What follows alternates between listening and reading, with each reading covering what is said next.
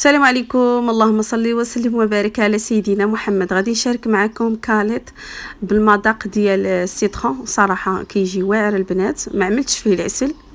كاين اللي كيعمل فيه العسل، انا صراحه خليته غير بالمذاق ديال السيترون.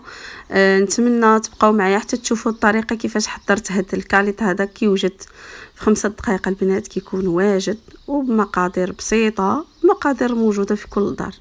خليكم معايا. ودابا غادي نبدا بسم الله. غادي نحتاج 2 بيضات، بيضه وحده عملتها على كماله، او وحده احتفظت بالصفر ديالها والبيض ضيفتو على البيضه الاولى. غادي نحتاج كاس ديال السكر، واحد ساشي ديال فاني، وغادي تعملوا البنات واحد المعلقه كبيره ديال الليمون محكوك، حامضه محكوكه. صافي البنات، وتخلطوا مزيان حتى الخليط ديالكم يرجع تقريبا هكاك ابيض. من بعد غادي تضيفوا كاس ديال الزيت،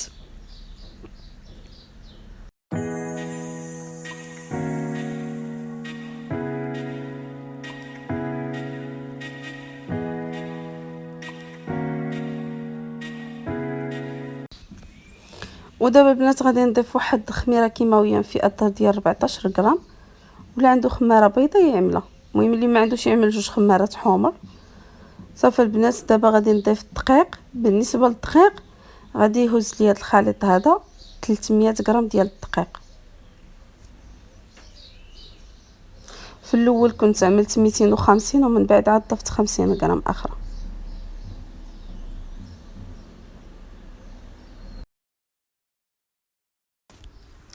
بالنسبه للعجينه البنات، كيف ما كتشوفوا راها كتطلع لينه، ما كتطلعش قاصحه البنات. صافي البنات، دغيا كيوجد هاد الكاليط هذا في رمشه عين. صراحه صافي تكوروه هكاك وتبسطوا عليه غير شويه هكا بيديكم، تنزلوه في اللاطه.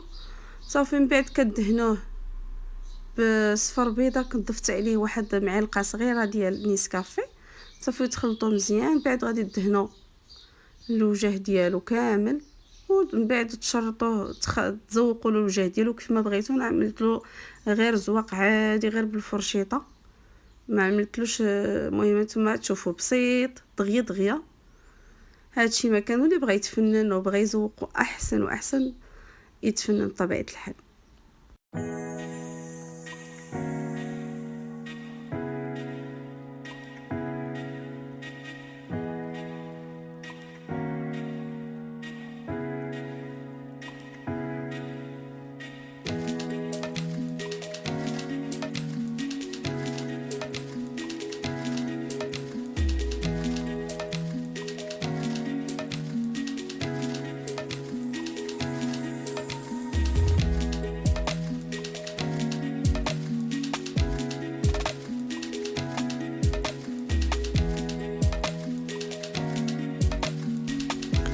ودابا البنات ها الكاليط ديالي، شوفوا كيفاش كيجي ما شاء الله، كيجي رائع. اما المذاق ما حتاش نشكر لكم فيه، حتى تجربوه ان شاء الله، واللي جربوا يخليه لي في التعاليق.